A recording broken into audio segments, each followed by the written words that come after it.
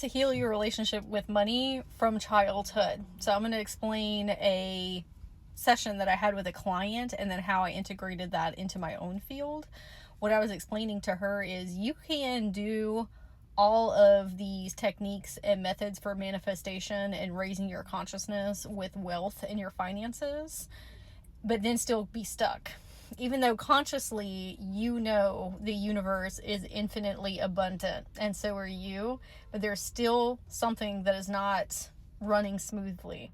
It might be your inner children. What I was explaining to her is, for an example, small children don't really understand the concept of credit, like using a credit card or electronically seeing the funds in your bank account. They're more about tangibility and actually feeling money in their hands and coins. Now, that's relative to us because we're in a different generation. I'm sure the kids now are like, what is cash? But you're inner children. And so I was saying you really need to get on their level of consciousness to help them heal through their money wounds. You've already healed a lot through your adult mind, but they need different tools and techniques. And so what I was suggesting for her is to envision going in her mind to a bank, like a physical bank, and walking inside of it with her inner children and talking to the teller and asking the teller to go and see her wealth, like all of the money that she has in her etheric bank accounts. So that's something that I did the other day, but then you can also take it a step further. Okay, so imagination works in a layer rule system. You need to start as tangibly as possible and then add wonderment and whimsy into it when you're trying to heal things. Inner children need like Miss Frizzle energy. Okay, especially the younger ones.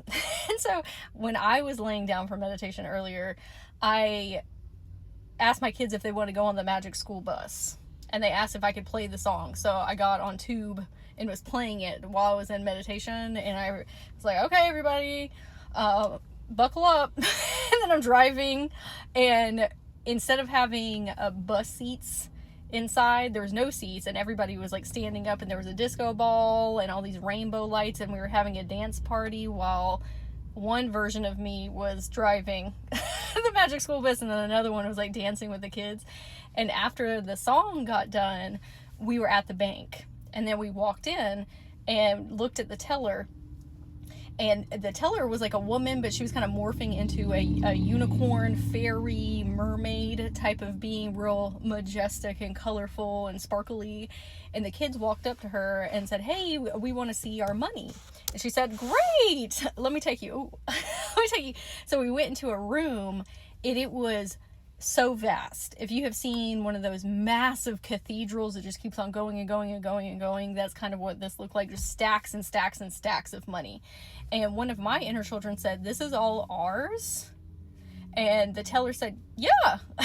And she said, and my inner child said, well, what did we have to do for it? How did we get all of this? And she said, what do you mean?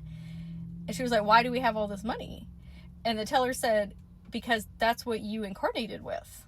Everybody has this. Everybody has a money room like this. They don't have to do anything. It's just part of their structural system. Now, what blocks us from seeing or receiving that is trauma, oppression, capitalism, trauma wounds, all these different things. But everybody inherently has that within them. And the teller was saying, let's go up and feel the money, because that's important for the kids. Okay, so taking stacks of $100 bills in our hands and looking at them.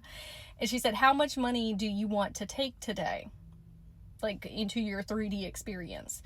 And she got really nervous about it and didn't want to answer. And the teller said, well, why are you nervous about it? And she said, well, what if I take too much? She said, what do you mean?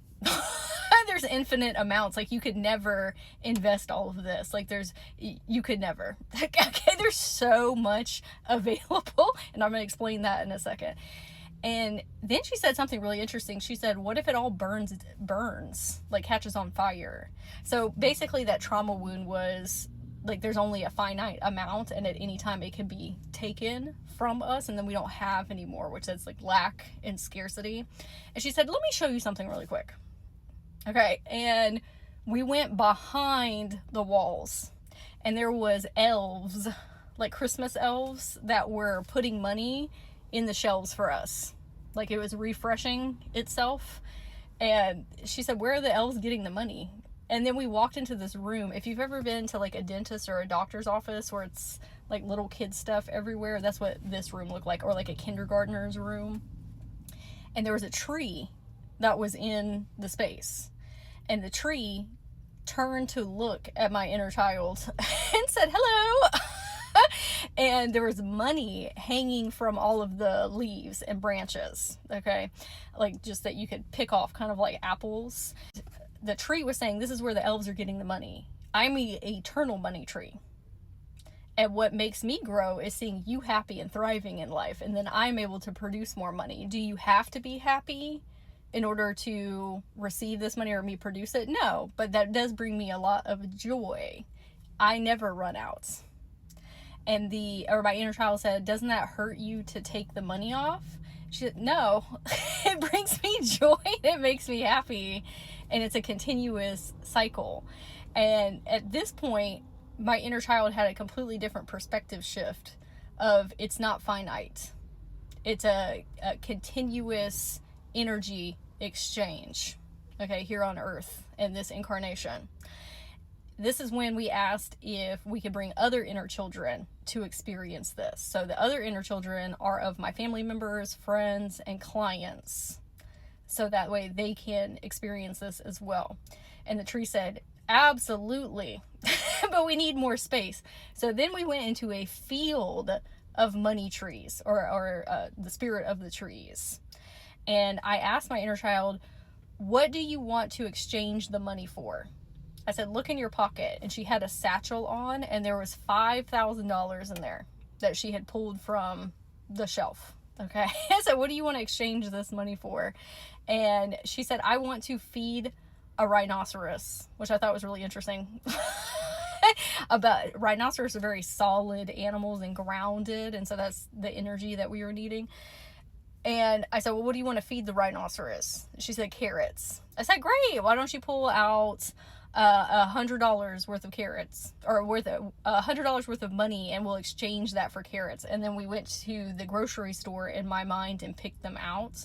And the reason that we were getting so many carrots is we were going to ask the rhinoceros to bring its friends as well. So each inner child had a rhinoceros to feed carrots to. And so they did that. It was super fun. I was like, hey, you need to make sure that you hold your hand real flat. Okay, you want to make it as tangible as an experience as you can. Okay, because what we're teaching our inner children is our imagination is what is real. The 3D out here is an old projection of your beliefs. In order to have a different experience out here, you need to lock in to your imagination and teach your inner children this is the actual reality, because it is. That's what you created the old one with, and that's what you're going to create the new one with. So I said you need to hold your hand real flat with the carrots. So when the rhinoceros comes up, it's like grabbing it with his lips, and it doesn't accidentally nip you. Right? So then we saw the rhinoceros like this, and all the kids are laughing, and it was really silly. And I said, okay, what do you want to do next? And she said, I want to face paint all of the rhinoceros. I said, oh, okay. That's an interesting activity. I said, okay, well, I want you to get the money, the physical, tangible money, out of your satchel. And then we are going to go to the craft store, and we're going to pick out all these different paints and glitter, and then come back here. And so we did, and we distributed it to everyone's inner children, and they were painting all the rhinoceros, and the rhinoceros just were loving the experience, glamorous, like that Fergie song, GLAM. I asked my inner child, how do you feel about money now? And she said, oh, it's super fun, it's magical, it's easy to access, and there's an infinite amount that is available to us. She said it in different terminology, like a 5-year-old. But there's an infinite amount. And then we gave a ton of thanks and gratitude to the bank, to money, to the elves, to the money trees, the spirit of the trees, where the money is coming from, and to all of the other children that got to come in and participate with us in this. Then when I got up from the meditation, anytime that I have some weird vibrations about money, look in your bag, babe. You already have it. Remember, we see it in our mind, we hold it in our hands. We see it in our mind. We hold it in our hand. You can also boop your inner children on the head. Remember, hey, remember our bank. Now, a bank is going to help them up that imagination ladder because that's something you experienced as a kid. Maybe going to the bank with your parents. But a bank can be quantified in a lot of different ways. In this instance, the field of money trees is also a bank. It is a higher ethereal type of bank. So with my inner children, I remember when we went on the magic school bus into the bank and we saw infinite money, and then we met the elves, and then we went to the money trees, and then they explained the concepts to us, and then we had the fun experience with the rhinoceros. That was what is real. That is our new reality. We utilized our imagination, bringing things forth into creation with our magic, and then we get to experience here on this plane. And that amount that was in the satchel, that $5,000, I know that's going to make its way into my 3D experience because I did an embodiment exercise. It's one thing for me to like conceptualize that with my adult mind and work through higher level esoteric understandings. It's a whole different experience for my inner children to feel safe and secure and empowered and sovereign through taking them through these exercises, because now it's more tangible to them.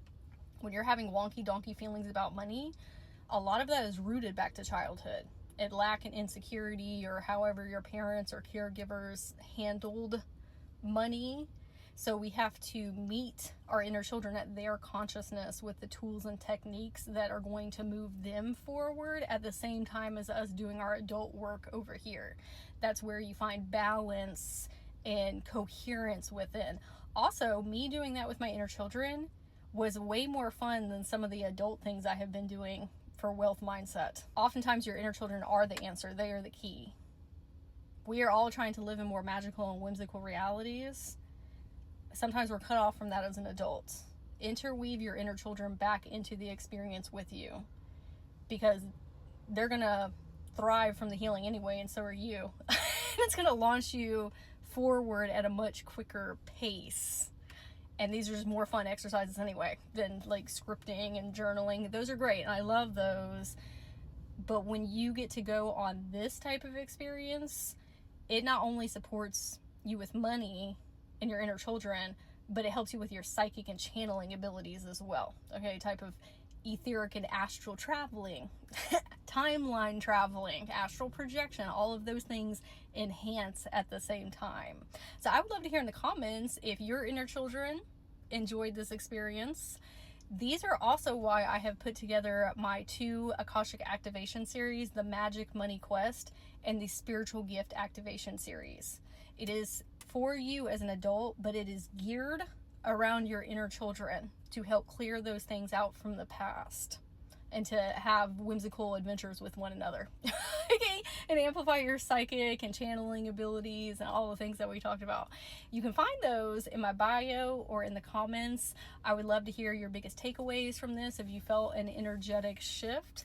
I love you. I love your inner children, and I'm wishing you an absolutely magical day.